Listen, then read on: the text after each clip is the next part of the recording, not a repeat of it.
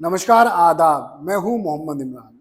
लोकसभा में प्रधानमंत्री नरेंद्र मोदी का भाषण 1 घंटे 40 मिनट का रहा और इस 1 घंटे 40 मिनट में उन्होंने क्या क्या कहा। खैर, आप यदि मेन स्ट्रीम मीडिया में देखेंगे तो लगेगा वाकई प्रधानमंत्री नरेंद्र मोदी ने बहुत अच्छा भाषण दिया है, लेकिन 1 घंटे 40 मिनट में करीब 40 मिनट से ज्यादा उन्होंने कांग्रेस को ही कोसा है। आदरणीय शोभा नहीं देता आपका अध्यक्ष जी, आप उपनेता अपनी मर्यादा बना के रखें। चल बैठे। वहां बैठे साथी आतंकवाद पर लंबी लंबी बातें करते हैं। जब ये सत्ता में था, जुड़े हुए हैं। जब इनको राज करने का अवसर मिला था, तब देश का हाल क्या है, क्या रहा था, वो आज भी देश भूला नहीं है। 2014 से पहले देश में असुरक्षा का जो माहौल था, अगर वो आज याद भी करे ना तो लोग सिहर जाते हैं। आदरणीय अध्यक्ष जी, हम सबको याद है, जो नई पीढ़ी के बच्चे हैं उनको पता नहीं है, हम सबको पता है। हर जगह पर अनाउंसमेंट होता था, रेलवे स्टेशन पर जाओ, बस स्टैंड पर जाओ, एयरपोर्ट पर जाओ, बाजार में जाओ, मंदिर में जाओ, कहीं पर भी जाओ, जहां भी भीड़ होती है, कोई भी लावारिस चीज दिखे छूना मत, पुलिस को तुरंत जानकारी देना, वो बम हो सकता है। हम 2014 तक यही सुनते आए थे, ये हालात करके रखा था। देश के कोने कोने में यही हाल था। माहौल ये था कि जैसे कदम कदम पर बम बिछे हैं और खुद को ही नागरिकों ने बचाना है, उन्होंने हाथ ऊपर कर दिए थे, अनाउंस कर दिया। आदरणीय अध्यक्ष जी, कांग्रेस की कमजोर सरकारों के कारण देश को कितनी जानें गंवानी पड़ी, हमें अपनों को खोना पड़ा। आदरणीय अध्यक्ष जी, आतंकवाद पर लगाम लगाई जा सकती थी। हमारी सरकार ने 11 साल में ये करके दिखाया, एक बहुत बड़ा सबूत है। 2004 से 14 के बीच जो आतंकी घटनाएं होती थी, उन घटनाओं में बहुत बड़ी कमी आई है। इसलिए देश भी जानना चाहता है, अगर हमारी सरकार आतंकवाद पर नकेल कस सकती है तो कांग्रेस सरकारों की ऐसी कौन सी मजबूरी थी कि आतंकवाद को फलने फूलने दिया। आदरणीय अध्यक्ष जी, कांग्रेस के राज में आतंकवाद अगर फला फूला है तो उसका एक बड़ा कारण इनकी तुष्टीकरण की राजनीति है, वोट बैंक की राजनीति है। जब दिल्ली में बाटला हाउस एनकाउंटर हुआ, कांग्रेस के एक बड़ी नेता के आंख में आंसू थे, आतंकवादी मारे गए इसके कारण। और वोट पाने के लिए इस बात को हिंदुस्तान के कोने कोने में पहुंचाया गया। आदरणीय अध्यक्ष जी, 2001 में देश की संसद पर हमला हुआ था। तब कांग्रेस के एक बड़े नेता ने अफजल गुरु को बेनिफिट ऑफ डाउट देने की बात कही थी।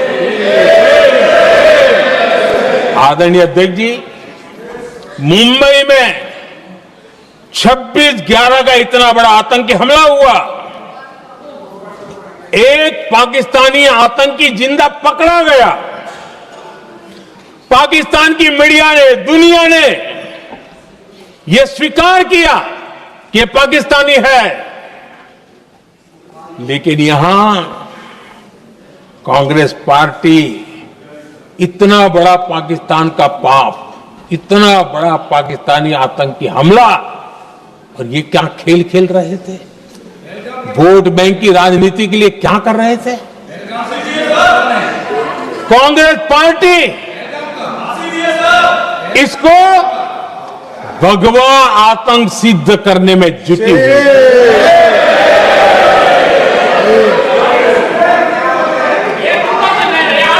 कांग्रेस दुनिया को हिंदू आतंकवाद की थ्योरी बेचने में लगी हुई थी। कांग्रेस के एक नेता ने अमेरिका के बड़े राजनयिक को यहां तक कह दिया था कि लश्कर-ए तोयबा से भी बड़ा खतरा भारत के हिंदू ग्रुप है। यह कहा गया था। तुष्टीकरण के लिए कांग्रेस ने जम्मू कश्मीर में भारत का संविधान, बाबा साहब अंबेडकर का संविधान, उसे जम्मू कश्मीर में पैर नहीं रखने दिए। इन्होंने घुसने नहीं दिया, उसे बाहर रखा।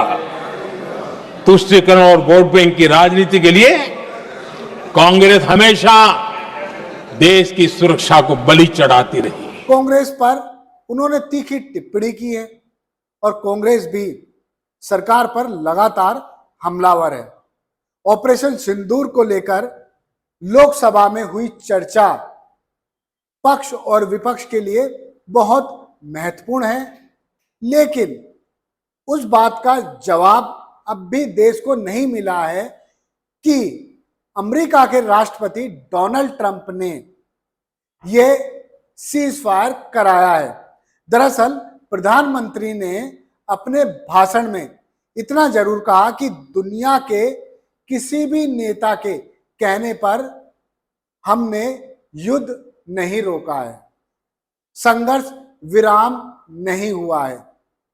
लेकिन प्रधानमंत्री नरेंद्र मोदी ने अमेरिका के राष्ट्रपति डोनाल्ड ट्रंप का जिक्र तक नहीं किया, जबकि डोनाल्ड ट्रंप अपने हर मंच से, अपने सोशल मीडिया हैंडल पर हमेशा कहते हैं, करीब 27 बार वो कह चुके हैं कि भारत और पाकिस्तान के बीच सीज फायर मैंने कराया है। और उन्होंने ये भी बताया है कि सीज फायर क्यों हुआ है। सीज फायर ट्रेड के लिए किया गया है। उन्होंने कहा कि जब ट्रेड पर सैंक्शन लगाने का हवाला दिया गया, तब भारत और पाकिस्तान युद्ध विराम के लिए तैयार हो गए। मैं आपको बता दूं, प्रधानमंत्री नरेंद्र मोदी ने विपक्ष को जमकर धोया, लेकिन विपक्ष प्रधानमंत्री के जवाब से संतुष्ट नहीं दिख रहा। प्रधानमंत्री ने कहा कि दुनिया के किसी भी नेता के कहने पर ऑपरेशन सिंदूर नहीं रोका गया है। उन्होंने आगे कहा कि अफसोस, दुर्भाग्यपूर्ण कि ऑपरेशन में सेना के पराक्रम और शौर्य को कांग्रेस लगातार क्रिटिसाइज कर रही है, समर्थन नहीं दे रही है। सबका समर्थन सेना के पराक्रम और शौर्य को मिल रहा है, लेकिन कांग्रेस का समर्थन नहीं मिल रहा है। आदरणीय अध्यक्ष जी, जो हमारे छोटे दलों के साथी हैं, जो राजनीति में नए हैं, उनको कभी शासन में रहने का अवसर नहीं मिला, उनसे कुछ बातें निकलती मैं समझ सकता हूं। लेकिन कांग्रेस पार्टी ने इस देश में लंबे समय तक राज किया है, उसको शासन की व्यवस्थाओं का पूरा पता है, उन चीजों से वो निकले हुए लोग हैं। उनके लिए शासन व्यवस्था क्या होती है इसकी समझ पूरी है। अनुभव है उनके पास। उसके बाद भी विदेश मंत्रालय तुरंत जवाब दे, उसको स्वीकारना नहीं। विदेश मंत्री जवाब दे, इंटरव्यू दे, बार बार बोले, उसको स्वीकारना नहीं। गृह मंत्री बोले, रक्षा मंत्री बोले, किसी पर भरोसा नहीं।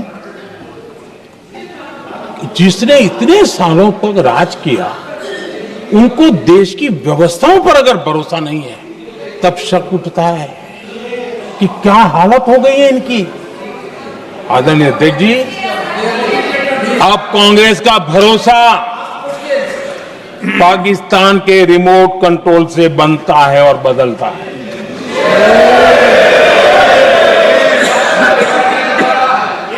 आदरणीय अध्यक्ष जी, एक बिल्कुल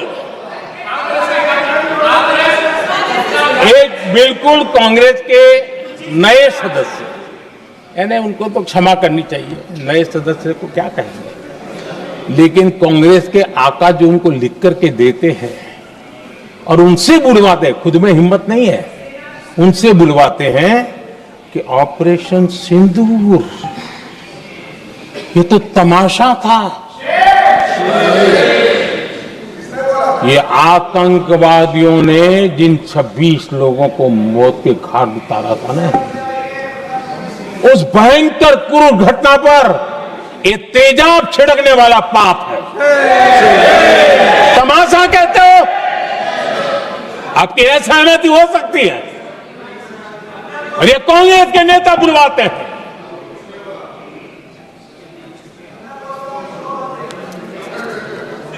आदरणीय अध्यक्ष जी, पहलगाम के हमलावरों को कल हमारे सुरक्षा बलों ने ऑपरेशन महादेव करके अपने अंजाम तक पहुंचाया।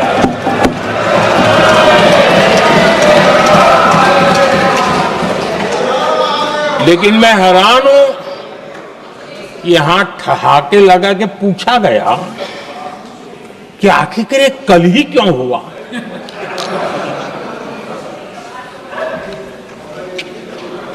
अब ये क्या हो गया है, मुझे समझ नहीं आ रहा है। क्या ये ऑपरेशन के लिए कोई सावन महीने का सोमवार ढूंढा गया था क्या? क्या हो गया है लोगों को? हताशा, निराशा इस हद तक।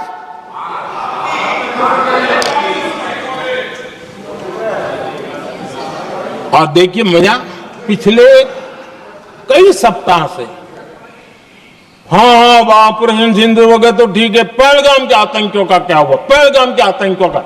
अब हुआ तो कल क्यों हुआ?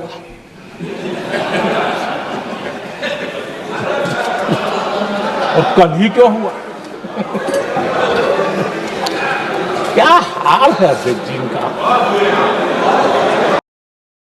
प्रधानमंत्री ने कहा कि कांग्रेस पुराना लाप अलाप रही है।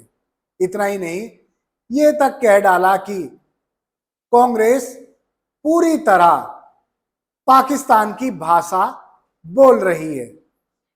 पाक के आगे भारतीय सेना ने घुटने टेकने को मजबूर कर दिया। इतना ही नहीं, पाक कहने लगा, गुहार लगाने लगा कि बहुत मारा, अब तो रोक दो। हमारे डीजीएमओ से संघर्ष रोकने के लिए बात की गई, तब जाकर हमारा डीजीएमओ तैयार हुआ।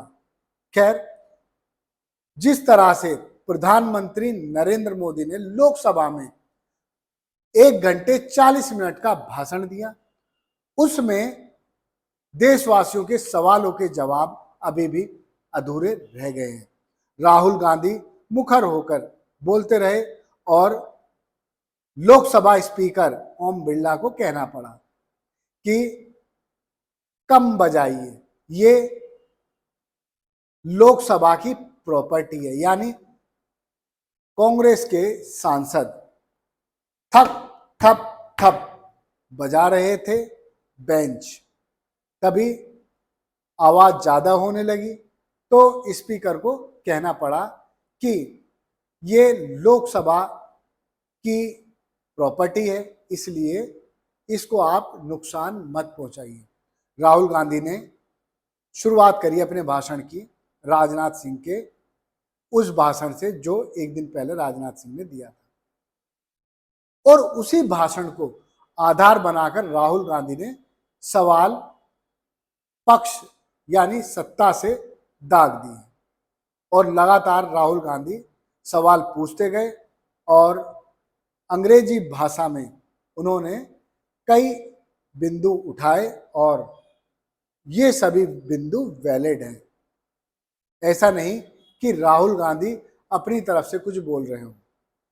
राजनाथ सिंह ने जो कहा वही राहुल गांधी भी उनसे पूछ रहे हैं और उनके भाषण से बहुत ज़्यादा संतुष्ट नहीं, क्योंकि राजनाथ सिंह ने खुद लोकसभा में कहा कि जिस वक्त ऑपरेशन सिंदूर चलाया गया और पाकिस्तान में घुसकर आतंकवादी संगठनों के ठिकानों को नष्ट किया गया, तभी भारत ने कुछ देर बाद पाकिस्तान को सूचना दे दी और कह दिया कि हमने आपके सैनिक अड्डों पर कोई हमला नहीं किया है और ना ही एस्केलेशन करना चाहते हैं, इसलिए इसको यहीं तक सीमित समझें। खैर, लोकसभा में पूरा हंगामा रहा और पक्ष विपक्ष आमने सामने रहे, लेकिन सवाल हैं जो अभी भी अधूरे हैं, जवाब नहीं मिल पा रहे हैं। धन्यवाद। देखते रहिए जय हिंद जनाब। चैनल को लाइक और सब्सक्राइब करना ना भूलें। जय हिंद।